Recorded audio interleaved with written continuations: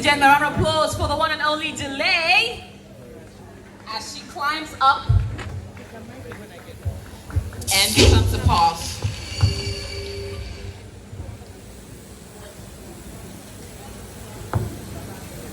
Okay, welcome, Ladies Delay. and gentlemen, our speaker, Dolores Frimpong Manso, popularly known as Delay, is a trailblazing media personality, entrepreneur, and advocate for women's empowerment. She's a creator of The Delay Show, CEO of Delay branded food products, and a respected TV producer. Through her work, Delay So I'll start it off from how it all began. In terms of starting off even in media. So let's go into media first. Quick story on how it began for you. Then we'll come into food production. This is going to be like a full-blown interview. I didn't sign up for that. Something light. So I first came on radio when I was 17. I worked with Life FM at Nkoko. I was there for a year and a half, and I went on a break for a bit and came to Meridian in Tema, and I worked with Adom FM for a year. And I keep saying this everywhere I go, that on Adom I used to come on air from 12 midnight and goes at 4 a.m. and I never got paid because I wasn't considered a worker there. Wow. Yeah, so I was there until one Mr. Nuamah drove me out. He literally sacked me, that my service wasn't needed there anymore. So they let me go, and the radio dream was cut short for a while until I came back on radio in 2005 when Top Radio relaunched their station. I came on playing the test transmission. Okay. And I was there for 2 years. And Oman FM poached me in 2007, and I was on Oman FM for 9 years. So whilst with Oman, there was a guy, Rex, and he introduced me to television. Years before that, I had gone for an audition on TV3 to be a newscaster. And that was how I connected with Rex. He was one of the guys who were doing the audition. So when I came on radio and he heard my voice, I ran into him casually. And then he remembered me and said that he wanted to have a TV show. So they brought me on TV in early 2008. The show was called Odie. It was the first entertainment magazine talk show in Accra. And I was on for a season or so, a few episodes, I remember.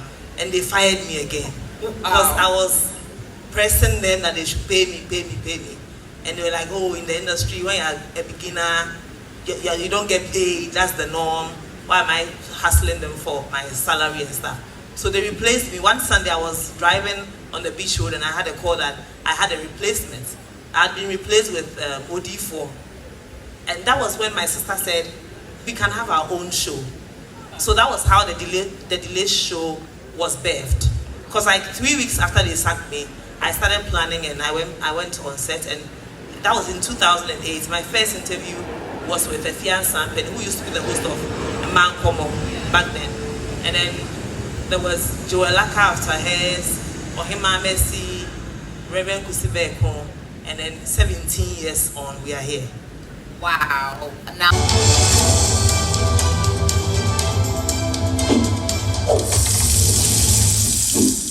Thank you. Good morning. I'm very, very happy to be here. I mean, when I heard what Christiana was doing, I was so excited, because anything that involves women and children, no pun intended, my brother, but I love to support. Not because I have anything against men, but I'm a woman. I was raised by a single mother. I have 2 beautiful sisters, and I'm also a mother of 2 beautiful daughters. So I understand what it is to be a woman trying to make a name for herself and to break the barriers. And actually, even though we try to stand out, I like to not fit in or stand out. I like to make a name for myself. So I'm very happy to be here. And I know I'm supposed to speak on food, how to handle your emotional well-being through food. or being a food, into culinary. Yeah, but I want to make it broad. Because even though we all have our personal lives, our daily lives do affect us in one way or the other. That reminds me, so years ago, I was at a dinner event with my two sisters. So I'm the second. I have a sister, Julia Ibrahim. She's the first, I'm second. There's a boy after me. And then we have a last girl, Nadia. So at the event, you know the usual question when you meet someone, like right now, I might meet you, you ask me, oh, where are you from? What do you do? Usually I feel like we do that to size people up, to know the level of respect to give them, which is okay, but I'm not like that. So this guy asked me, where are you from? I went on to say where I was from. And then he said, oh, what do you do? And usually, this is like about 7 or so years ago. In that moment, I had not defined myself like the way he introduced me. I didn't have any titles. I was just a young girl trying to make life for myself. And then, so I told him, I said, oh, I've been, doing businesses. I work, but I've not really done anything, with a title yet, but I'm getting there. And then he went on saying, stuff like, oh, it's okay, I understand. You mixed race.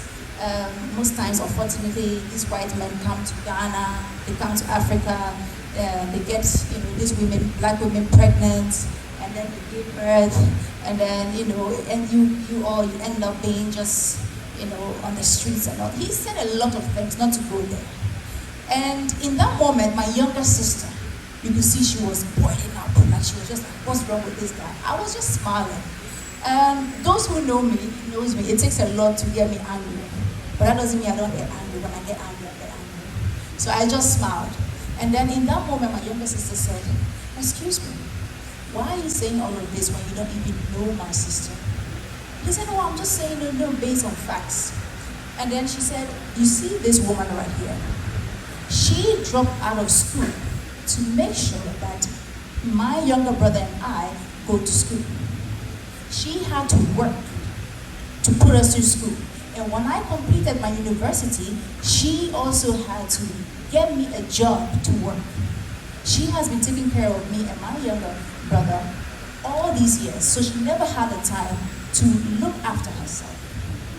On top of that, I also had my first child when I was like 20 years old. So it became another job for me. Now I'm not only taking care of my siblings, I'm taking care of my own child. So I never had time to do anything for myself. So it was in that moment, the shame, he had the shame on his face. He regretted what he said. But I wasn't embarrassed. More so, it gave me a boost. In that moment, I knew I had to make a name for myself. Even though I was street smart, trust me, put me anywhere, I will work. I can braid, yes. At the age of 18, 19, my sister and I had a salon in Osu, Aquaji Park.